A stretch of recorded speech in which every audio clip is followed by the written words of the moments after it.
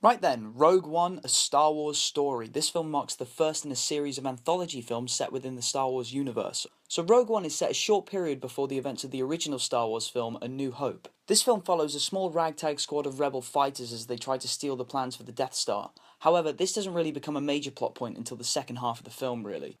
The first and second acts are mainly setup and team building, which you'd normally expect for a film like this, but these two first acts are a bit meandering, but it's really interesting meeting the characters and seeing the more morally ambiguous characters within this more gritty side of the Star Wars universe. The team itself is really the beating heart of the film. It's headlined by Felicity Jones's Jyn Erso, the daughter of Galen Erso, an Imperial scientist played by Mads Mikkelsen. Bloody hell, this bloke's getting around, isn't he? First Doctor Strange, now this, and that Hannibal series about Hannibal Lecter. What was it called? Shit. Hannibal, that's it. Have you watched Hannibal? Watch Hannibal. Anyway, Diego Luna plays Cassian Andor, a rebel captain who deals in the more morally grey areas of the Rebel Alliance. Donnie Yen plays Chirrut Îmwe, a former guardian of the Jedi Temple on Jeddah, one of the new planets introduced into the film. He's one of the highlights of the cast. His character brings a lot of humour, yet grounds the team. He's essentially a Jedi monk. Not to say they weren't already weird, repressed, sexless monk men, but that's a conversation for another day. Chirrut Îmwe's partner, Baze Malbus, played by Jiang Wen, is the artillery of the team, and he and Yen really play off one another. Riz Ahmed is Bodhi Rook, a defected Imperial pilot who is relaying information to the rebels, namely Forrest Whitaker's Saw Gerrera, who I would have to say is one of the weakest parts of the cast, which is fairly ironic due to him being an Academy Award winner. That's an impounded Imperial ship. What's your call sign, pilot? Say something. Come on. Rogue? Rogue One. He said it! He said it! The primary villain of the piece is Ben Mendelsohn's Orson Krennic, the military director for the Empire, and he's one of the stronger villains in the Star Wars canon, and his interactions with other Imperials is very interesting to watch. And finally we have Alan Tudyk, who some may know as Wash from Firefly and its follow-up film Serenity, or Watts from A Knight's Tale. He plays K2SO, a repurposed Imperial droid, who is basically the Chewbacca if Cassian Andor was Han Solo.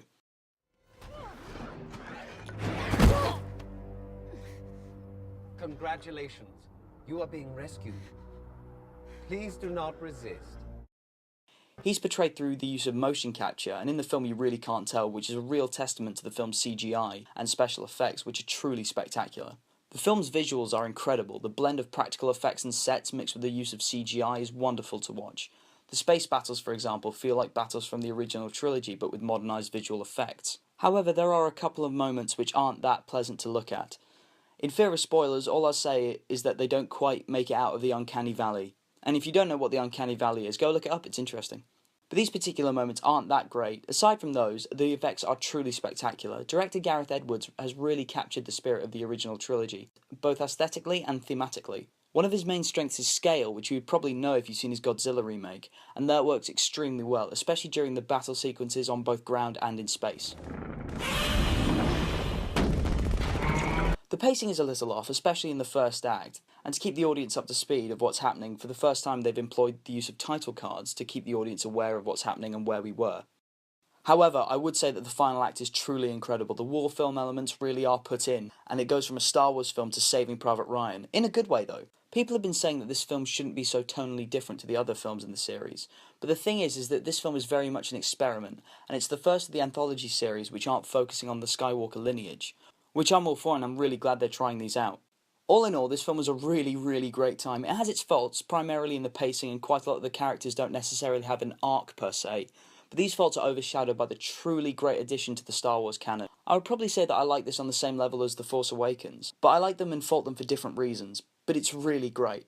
So have you seen Rogue One? If so, what do you think of it? Leave a comment below. I'm really interested to see what other people think and also what other stories you'd like to see told within the Star Wars Anthology series. The Han Solo film starring Alden Ehrenreich?